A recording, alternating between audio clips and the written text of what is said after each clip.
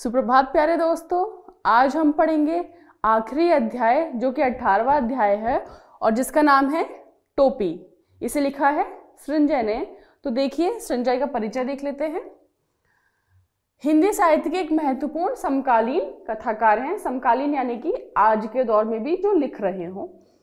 प्रसिद्ध रचनाएं हैं इनकी कॉमरेड का कोट, भगदत्त का हाथी, राजमार्ग पर और बुद्धि भोजी। ये इनकी प्रमुख रचनाएं हैं।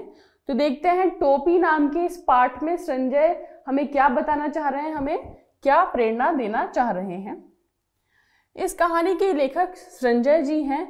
यह कहानी एक लोक कथा है। लोक कथा मतलब जो लोगों में कई सालों से, पुराने वक्त से चली आ रही हो और हमारी पहले दादी नानी हमारे माँ बाप को सुनाती हो, फिर उन्होंने हमें सुनाया और ऐसे धीरे धीरे आगे बढ़ती गई हो ये कहानी। यहाँ पर टोपी को शक्ति और इज्जत का प्रतीक बताया गया है। इस कहानी के जरिए लेखक दो बातें कहना चाहते हैं। पहला यह कि कैसे शक्तिशाली लोग अपनी शक्ति का अनुचित प्रयोग कर अपना काम करवाते हैं और उनको यानी कि जिनसे ये काम करवाते हैं उनका पूरा मेहनताना भी नहीं देते। लोग भी उनका काम पूरे मन से नहीं करते हैं। अगर उनके काम के बदले उन्हें पूरा मेहनताना दिया जाए तो वो अपना काम पूरी ईमानदारी और सच्चाई के साथ करेंगे। और दूसरी बात ये कि अगर किसी का काम को करने के लिए मन में दृढ़ इच्छा शक्ति हो तो कोई भी लक्ष्य असंभव नहीं होता है और कोई भी मुश्किल आपका रास्ता नहीं रोक सकती है। तो देखिए, यहाँ पे यही बताया गया है कि दो बातें इस पाठ में मुख्य रूप से बताई गई हैं। एक तो ये कि कैसे जो बड़े लोग होते हैं जिनके पास शक्ति है, वो शक्ति तो उनके पास बहुत है लेकिन इस शक्ति का अनुचित या गलत प्रयोग कर रहे हैं, उसका गलत उपयोग कर रहे हैं।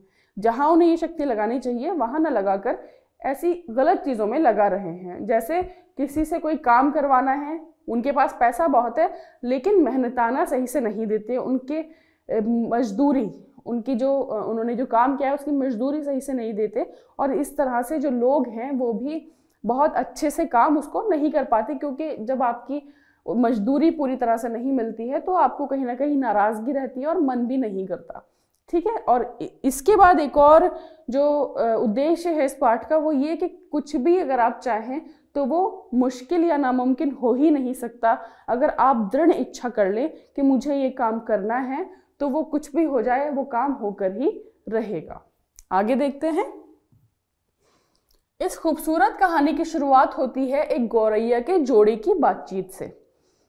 दोनों नर व मादा गौरैया एक दूसरे के साथी थे और दोनों में बहुत प्रेम भी था। वो दोनों जहां भी जाते साथ जाते, साथ खाते पीते, हंसते रोते और खूब बातें करते। दोनों अपने सारे काम साथ साथ करते थे और बहुत खुश रहते थे। एक बार मादा गौरैया ने किसी मनुष्य को कपड़े पहने देखा तो उसने नर गौरैया से कहा कि मनुष्य वस्त्रों में कितना सुंदर लगता है। तब नर गौरैया ने मादा गौरैया को समझाते हुए कहा कि वस्त्र मनुष्य को सुंदर नहीं बनाते बल्कि वो तो उसका वास्तविक सौंदर्य ढक देते हैं और हमें वस्त्रों की कोई आवश्यकता नहीं, हम तो ऐसे ही बहुत सुंदर दिखते हैं। तो देखिए, ये संवाद यहाँ यही बता रहा है कि कैसे गौरैया को कपड़े वाला मनुष्य अच्छा लगता है और तो नर गौरैया उसे बताता है कि कपड़े तो असल में कृत्रिम हैं, यानी कि बाद की ज़रूरतों की वजह से ठंड गर्मी इन सबसे बचने के लिए मनुष्य ने बनाए हैं। मनुष्य का तो जो प्राकृतिक सौंदर्य है वो भी काफ़ी है ना। और हम जो हैं यानी कि चिड़िया जो हैं या वो गौरैया जो है वो उनको कपड़ों की ज़रूरत नहीं है, उनके तो पंख वगैरह ही इतने सुंदर होते हैं कि इन सब बाहरी सुंदरता की उनको ज़रूरत नहीं है। ठीक है, आगे देखते हैं। इस पर मादा गौरैया कहती है कि मनुष्य केवल अपने आप को सुंदर दिखाने के लिए कपड़े नहीं पहनता बल्कि गर्मी सर्दी बरसात जैसे मौसमों की मार से खुद को बचाने के लिए भी कपड़े पहनता है। यही बात मैंने आपको पहले बताई। नर गौरैया मादा गौरैया को समझाते हुए कहता है कि असली टोपी तो आदमियों का राजा पहनता है। अब देखिए, टोपी की बात आ गई है, वो आपस में टोपी की बात कर रहे हैं। इस टोपी की इज्जत को बचाए रखने में कितने ही लोगों का दिवाला निकल जाता है और मनुष्य अपनी इज्जत को बचाने या अपने स्वार्थ की पूर्ति के लिए ना जाने कितने ही लोगों को टोपी पहनाता है। अब देखिए टोपी यहाँ पे दो चीज के लिए इस्तेमाल हुआ है। एक टोपी पहनाना जो होता है मुहावरा भी होता है, जिसका अर्थ होता है बेवकूफ बनाना। टोपी पहना दी उसने, उसको कहते हैं ना बेवकूफ बना दिया। एक टोपी ये है। दूसरी टोपी, वो राजा की टोपी की बात कर रहे हैं कि एक राजा की टोपी के लिए, यानी कि टोपी से यहाँ अर्थ है इज्जत, उसकी शान। तो उसकी शान को बचाने के लिए कितने छोटे लोग कुर्बानियां देते हैं, उन लोगों का दिवाला निकल जाता है, यानी कितना नुकसान होता है। दिवाला निकलना मतलब नुकसान हो जाना। तो उस झूठी शान को बचाने के लिए ना जाने कितने लोग परेशान होते हैं, उन पर कितनी ही समस्याएं आती हैं। मगर मादा गौरैया को टोपी पहनने का शौक चढ़ गया और उसने अपने लिए एक सुंदर सी टोपी बनाने की ठान ली और इस दिशा में उसने अपना प्रयास भी शुरू कर दिया। अब देखिए मादा गौरैया को टोपी पहनना ही थी, ये उसने ठान लिया, और अब वो कैसे उस टोपी को प्राप्त करती है ये आगे की कहानी हमें बताएगी। अगले दिन सुबह सुबह रोज की तरह नर और मादा गौरैया दाना चुगने कूड़े के ढेर के पास गए। दाना चुगते चुगते अचानक मादा गौरैया को रुई का एक टुकड़ा मिल गया। रुई का टुकड़ा देखकर मादा गौरैया खुशी से कूड़े के ढेर पर लौटने लगी। अब यहां से शुरू होता है छोटी सी गौरैया का उस रुई के खूबसूरत सी टोपी बनने का सफर। सबसे पहले गौरैया उस रुई को धुनिया के पास ले जाकर धुनवाने की कोशिश करती है। धुनिया मना कर देता है, तो चिड़िया क्या कहती है कि आप इसमें से आधी रुई रख लीजिए, यानी कि अपना मेहनताना आप रख लीजिए और मेरे लिए ये रुई धुन दीजिए। धुनिया क्या होता है, हमने देखा होगा कि जो आज भी रजाई बिस्तर हमारे बनते हैं उसमें जो रुई पड़ती है वो सीधे रुई के गट्ठर ऐसे ही नहीं डाल दिए जाते, उसको पहले पूरा धुना जाता है, यानी कि उसको पहले अच्छे से अलग अलग किया जाता है। तो उनके पास एक लकड़ी होती है, उस लकड़ी में कील लगी होती है, उसको वो उससे बहुत लंबी सी लकड़ी होती है, उसे मारते हैं जिससे वो रुई अलग अलग बिखरती जाती है। इससे क्या होता है कि रुई इकट्ठा होने से बच जाती है और सुंदर चीजें बनती हैं। तो वो धुनिया के पास धुनवाने के लिए ले जाती है। ठीक है, अब आगे देखिए क्या होता है। वो आधी रुई उसको दे देती है, यानी कि उसका मेहनताना वो उसको देती है। आगे क्या करती है वो गौरैया उस धुनी हुई रुई का सूत कतवाने के लिए कोरी के पास ले जाती है। अब कोरी कौन होता है, जो सूत निकालता है। सूत मतलब धागे निकालता है।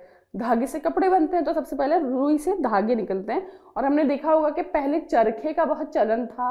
गांधी जी कहा करते थे कि चरखा चलाइए, सूत कातिए। तो सूत काटने का मतलब ही होता है ये कोरी जो काम करते हैं वो सूत ही काटते हैं, यानी कि रुई से धागा निकालते हैं और उसे भी आधा सूत मेहनताने के रूप में दे देती है। उसके बाद गौरैया धागे से कपड़ा बनवाने के लिए बुनकर के पास पहुंचती है और बुनकर को भी कपड़े का आधा हिस्सा मेहनताने के रूप में दे देती है। तो सबसे पहले वो धुनिया के पास जाती है, फिर कोरी के पास सूत निकलवाती है, फिर उस सूत से कपड़ा बनवाती है और सभी को उसका आधा आधा देती है, यानी कि मेहनताना देती है। वो किसी का हक नहीं मारती है ना। उसके बाद गौरैया जो है उस कपड़े से टोपी बनाने के लिए दर्जी के पास पहुंचती है। उसे भी उसकी मजदूरी के रूप में आधा कपड़ा दे देती है।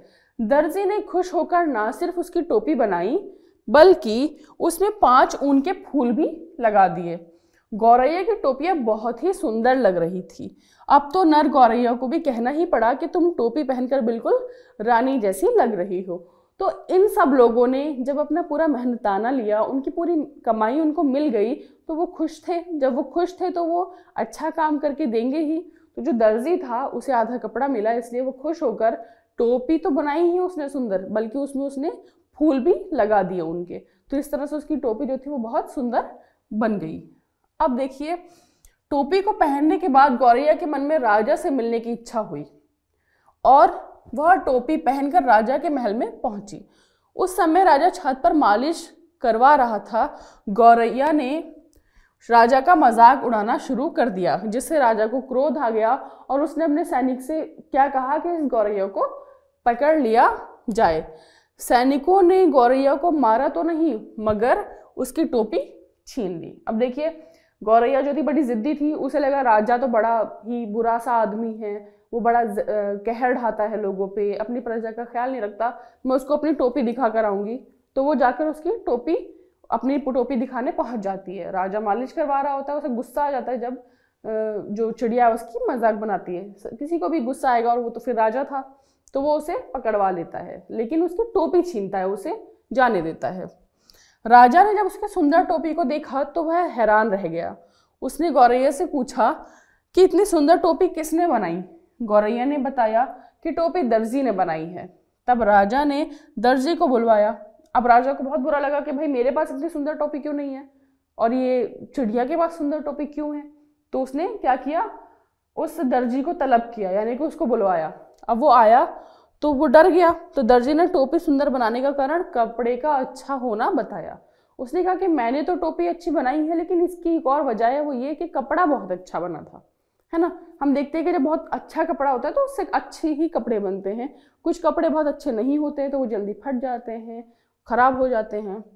इस प्रकार फिर एक कर बुनकर, कोरी व धुनिया को राजा ने अपने दरबार में बुलाया। तो सबसे पहले उसने दर्जी को बुलाया। दर्जी ने कहा कि नहीं कपड़ा अच्छा था, तो कोरी को बुलाया। कोरी ने कहा कि नहीं भाई बहुत अच्छे से रुई धुनी गई थी, तो धुनकर को बुलाया। तो ऐसे सब लोग आ गए, है ना। अब क्या होता है आगे, सभी ने राजा को बताया कि गौरैया ने सभी को उसकी मेहनत की पूरी मजदूरी दी थी, इसलिए उन्होंने भी ईमानदारी से काम किया। तो राजा ने जब पूछा कि इतनी अच्छी टोपी कैसे बनाई तुम लोगों ने, मेरे लिए तो नहीं बनाई, तो वो बताते हैं कि हमें अपनी पूरी मजदूरी भी मिली, हम खुश थे, इसलिए हमने अच्छा काम करके दिया। अपनी टोपी छीनती देख गौरैया ने जोर जोर से चिल्लाने लगती है।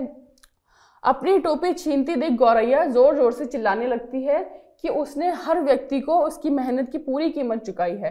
राजा कंगाल है, वह प्रजा को बहुत सताता है, उनसे मनमाना कर वसूलता है। अब उसने उसकी टोपी भी छीन ली है, खुद पूरा मेहनताना देकर अच्छी टोपी नहीं बनवा सकता। तो यहाँ बिल्कुल समझ में आ गई बात कि वो राजा का फिर से मजाक उड़ाने लगी, उसे और गुस्सा दिलाने लगी। तो देखिए इसमें कर एक आया है कि कर वसूलता है, मनमाना कर। कर मतलब होता है टैक्स, जो बेवजह की टैक्स पहले के राजा जो थे वो अपनी जनता पर लगाते थे और इस तरह से जनता को परेशान करते थे। तो यही बात यहाँ चिड़िया चिल्ला चिल्ला कर कहने लगती है।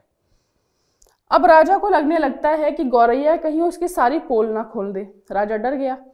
यह सोचकर राजा ने गौरैया की टोपी वापस कर दी। गौरैया ने टोपी पहनी और उड़ते हुए जोर जोर से राजा डरपोक है इसलिए उसने टोपी लौटा दी कहती हुई वहां से चली गई। तो देखिए अंत तक गौरैया हार नहीं मानती है, राजा से पूरी टक्कर लेती है। एक छोटी सी चिड़िया एक राजा जैसी चीज है, जबकि वो उसे मरवा सकता था, कुछ भी कर सकता था, लेकिन वो हार नहीं मानती है, वो डरती नहीं है और सबको बताती है कि राजा डरपोक है इसलिए उसने मेरी टोपी मुझे वापस कर दी। वो मुझसे डरता है, वो सबसे डरता है, यानी कि वो अपनी जो गलत काम है उनको सामने लाने से डरता है। तो इस तरह से वो गौरैया पूरे ही इस पाठ में हमने देखा कि कैसे एक राजा से पूरी तरह से लड़ती है, उससे बिना डरे हुए सबको बताती है कि वो राजा चोर है ना। तो आगे देखते हैं। तो अब इसके शब्दार्थ देख लेते हैं। भिनसार, भिनसार का अर्थ होता है प्रातः काल, सवेरा, प्रातः काल सुबह सुबह का वक्त, सवेरा। लटजीरा, लटजीरा का मतलब होता है चिचड़ा। एक पौधा होता है जिसका नाम चिचड़ा भी कहते हैं और लटजीरा भी कहते हैं। तो देखिए ये जो पाठ है ये सृंजय ने जो है वो आम भाषा में लिखा, बल्कि एक जगह की लोकल भाषा के शब्द बहुत ज्यादा आ गए हैं। तो लोक भाषा में जब हम कोई चीज लिखते हैं तो वो शब्द आना बहुत लाजमी है, इसीलिए ऐसे शब्द यहाँ हैं। चिहाकर, चिहाकर मतलब चौंक कर या चकित होकर। मनुहार करना यानी कि मनाना, है ना, जब कोई नाराज होता है तो उसे हम मनुहार करते हैं, मनाते हैं। फोकट, मूल्य रहित या सस्ता, नहीं सस्ता भी नहीं, मूल्य रहित या फ्री का, फ्री का सामान हम कहते हैं ना कि मुफ्त है, तो मुफ्त का सामान। तो अक्सर कहते हैं ना कि फोकट में नहीं मिला है भाई, हमने इसके लिए इतने पैसे दिए हैं, फोकट में नहीं लाए हैं। फोकट मतलब फ्री या मुफ्त।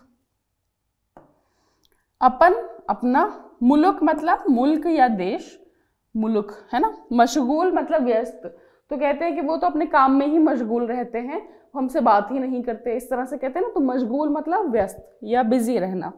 दबीज, दबीज का मतलब होता है मोटा या मजबूत। खोते, खोते मतलब घोंसले। घूरा, घूरे का अर्थ होता है कूड़े करकट का ढेर। जुगाड़, जुगाड़ यानी कि उपाय। हम कहते हैं कि ना बहुत सारे जुगाड़ लगा रहे हैं भाई, तो जुगाड़ मतलब उपाय लगा रहे हैं, बहुत सारे उपाय कर रहे हैं।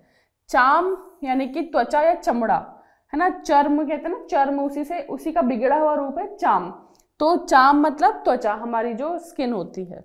सकत यानी कि शक्ति या सामर्थ्य, उसमें कितनी सकत है यानी कि उसमें कितनी शक्ति है। फिकर, फिकर का मतलब हमें पता है फिक्र या चिंता। गफश, गफश का मतलब होता है घना बुना हुआ, बहुत ज्यादा गझिन सा कोई चीज बुनी हुई होती है उसे गफश कहते हैं। बेगार, बिना मजदूरी का काम। बेगार माने कि जो बिना मजदूरी दिए, बिना पैसा दिए किसी से काम करवाना, उसे बेगार कहते हैं। जो कि पहले के जमींदार, राजा वगैरह मजदूरों से कराया करते थे, बिना पैसा दिए काम करवाते थे, तो उसे हम क्या कहते हैं, बेगार कहते हैं। आगे देखते हैं मूजी। मूजी का मतलब होता है बहुत दुष्ट होना, है ना। हुलस, हुलस का मतलब होता है उल्लास या खुश होना। इतने सारे यानी कि इतने सारे, हम अपनी आम भाषा में कहते हैं ना इतने सारे लोग थे, तो उसका अर्थ यही होता है ना इतने सारे। टहलुआ यानी कि नौकर, उनका टहलुआ है, वो नौकर है। फुलेल, खुशबू तेल, है ना, खुशबू तेल फुलेल भी कहते हैं उसको। पखने, पंख।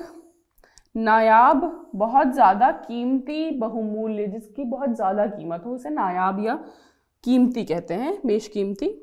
मानिंद, जैसा, अनुरूप या सरीखा। हम कहते हैं ना कि बर्फ के मानिंद ठंडा है, बर्फ के जैसा ठंडा है, तो जैसा। पाखी यानी कि पक्षी या चिड़िया। अकबकाना, भौचक्का होना या घबरा जाना, वो अकबका गए तो भौचक्का रह गए या घबरा गए। जुरती यानी कि जुटना। खमा, खमा का मतलब होता है क्षमा, तो ये हमारी लोकल भाषा में खमा हो जाता है कई बार। हुनरमंद, जिसके पास कोई कौशल हो, कोई गुणी हो, मतलब उसका हुनर होना यानी कि किसी के पास कोई स्किल होना। जैसे किसी को बुनाई आती है तो वो उसका हुनर है, किसी को सिलाई आती है तो वो उसका हुनर है। नफासत, सज्जा या सजा संवरा। नफासत मतलब बड़े ही सजावटी तरीके से, बड़े ही सुंदर तरीके से, कहते हैं ना बड़ी नफासत से रहती है वो, तो मतलब बड़े सजे सवरे तरीके से रहती है। लश्करी, लश्करी लश्कर से ही बना है। लश्कर का अर्थ होता है पलटन या सेना। पुरानी जब मुगल रहते थे तो वो लश्कर कहते थे, है ना। फुंदने, फुंदने हमें पता है सूत, ऊन आदि का फूल या फुलगेंदा, मतलब जो छोटे छोटे हम ऊन से बना लेते हैं, वो गेंदे जैसे लगते हैं, गोल गोल फूल, उसे ही हम फुंदने कहते हैं। वो अक्सर आजकल कपड़ों में लग के आते हैं। आगे झुटपुटा यानी कि सवेरे या शाम का समय, जब प्रकाश इतना कम हो कि कोई चीज साफ दिखाई ना दे।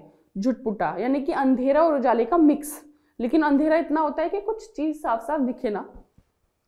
सरापा, सिर से पांव तक का पहना जाने वाला वस्त्र, जो सिर से पांव तक पूरा जो पहनते हैं उसे सरापा कहते हैं, ठीक है। उजरत, मजदूरी। मल्लार, मल्हार, संगीत का एक राग, संगीत का एक राग मल्हार, ठीक है। लघुए भगुए, पीछे चलने वाले, है ना। कितने सारे, कहते हैं ना कि राजा के तो कितने लघुए भगुए हैं, मतलब उनके कितने पीछे चलने वाले हैं। सेंत मेंत का काम, वह काम जिसके लिए कुछ देना ना पड़ा हो, यानी कि जुगाड़ का काम, है ना। सेंत मेंत कर लेते हैं, चलो, यानी कि हम तुम्हें कुछ नहीं देंगे, सेंत मेंत कर लेते हैं। मामूल, वो बात जो रोज की जाए, कहते हैं ना हस्बे मामूल, मतलब आम बात, रोज जो हो वो मामूल, है ना, ठीक है। आगे इसी के साथ आज हमारा ये अध्याय यही समाप्त होता है। ये 8वीं कक्षा का आखिरी अध्याय था। मैं इसी के साथ आपसे ये भी कहना चाहती हूँ कि इन सारे ही अध्यायों को मन लगाकर पढ़िए, अपने परीक्षा में अच्छे नंबर लाइए, और मैं आपको आगे के लिए बहुत शुभकामनाएं देती हूँ। और इसी के साथ मैं आज विदा लेती हूँ। धन्यवाद।